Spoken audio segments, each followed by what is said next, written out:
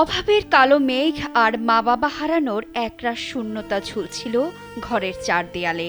নেই কোনো অভিভাবকের হাত, নেই আনন্দের বড় কোনো আয়োজন।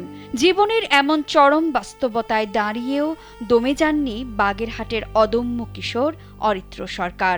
সব বাধা ডিঙিয়ে ২০২৬ সালের এসএসসি পরীক্ষায় অর্জন করেছেন কাঙ্ক্ষিত জিপিএ-5, অর্জন করেছেন গোল্ডেন এ প্লাস।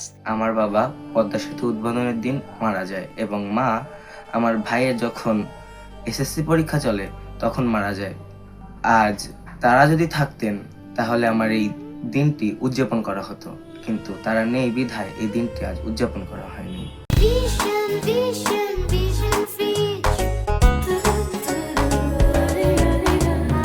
সাফল্যের এই আলো কিন্তু হঠাৎ জ্বলেনি। এর পেছনে রয়েছে অরিত্রের নিজের অদম্য চেষ্টা আর তার ১৯ বছর বয়সী বড় ভাই অর্ণব সরকারের অক্লান্ত পরিশ্রম ও আগলে রাখার গল্প। সে আদর্শ মাধ্যমিক বিদ্যালয় হতে ২০২৬ সালের এসএসসি পরীক্ষায় গোল্ডেন জিপিএ-5 পেয়ে উত্তীর্ণ হয়েছে। জিপিএ-5 পেয়ে উত্তীর্ণ হওয়াটা আমাদের জন্য খুশির সংবাদ হলেও এখানে একটি শোকের ছায়া। বাগেরহাট আদর্শ মাধ্যমিক বিদ্যালয়ের বিজ্ঞান বিভাগ থেকে পরীক্ষা দিয়েছিলেন অরিত্র। পরীক্ষার ফলাফল প্রকাশের পর আনন্দের জোয়ারে ভাসার কথা থাকলেও দুই ভাইয়ের দিনটি কেটেছে এক গভীর মন খারাপের মধ্য দিয়ে। মা বাবা বেঁচে থাকলে আজ হয়তো ঘরে চলত মিষ্টি মুখের ধুম, প্রতিবেশীদের ঢল নামত শুভেচ্ছা জানাতে, কিন্তু সেই আনন্দের দিনেও দুই এতিম ভাইয়ের ঘরে ছিল কেবলই নীরবতা আর স্মৃতি আঁকড়ে কাঁপতে থাকা কান্না। ২ বছর আগের কথা।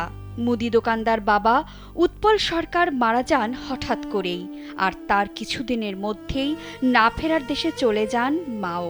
বাবা মাকে হারিয়ে হুট করেই অথৈ সাগরে পড়ে কিশোর দুই ভাই। বাবার রেখে যাওয়া ছোট্ট দোকানটি টিকিয়ে রাখার আপ্রাণ চেষ্টা করলেও টাকার অভাবে তা বন্ধ হয়ে যায়।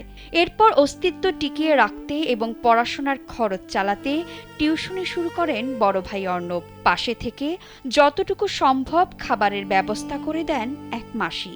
আমার বাবা মা দুইজনই মারা গেছেন।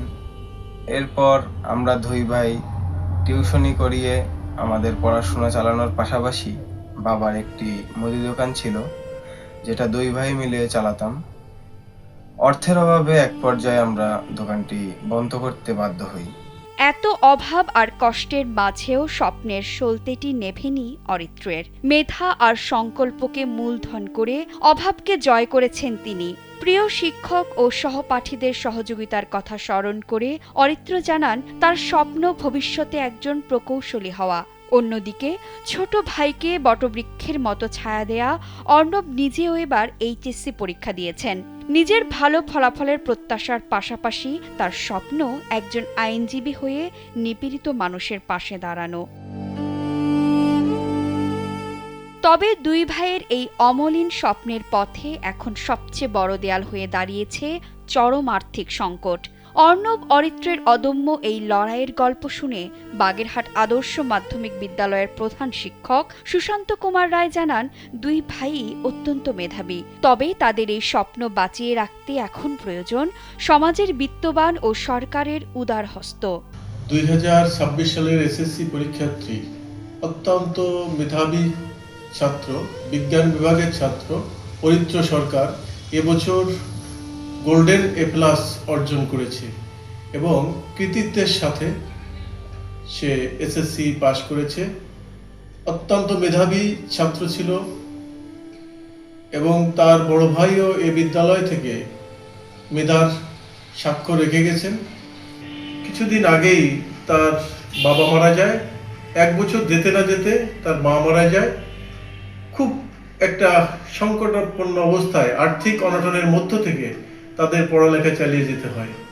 তাদের এই যে সুন্দর ফলাফল, এই ফলাফলকে সামনে নিয়ে তারা যে লেখাপড়া করবে, সেই লেখাপড়া করতে গিয়ে সব থেকে বড় বাধা হচ্ছে তাদের অর্থনৈতিক বাধা, যেটা অত্র সমাজের বিত্তশালী ব্যক্তিবর্গ, সমাজের বিভিন্ন প্রতিষ্ঠান এবং এনজিও, তারা যদি একটু তাদের প্রতি সদয় হতেন একটু এগিয়ে আসতেন, তাহলে হয়তো তাদের স্বপ্ন পূরণ হতো। বাবা মায়ের ভালোবাসা বঞ্চিত দুই ভাই চান না দারিদ্র্যের কাছে হার মানতে। সরকারি বা বেসরকারি সহযোগিতা পেলে তারা পৌঁছাতে চান সাফল্যের চূড়ায়।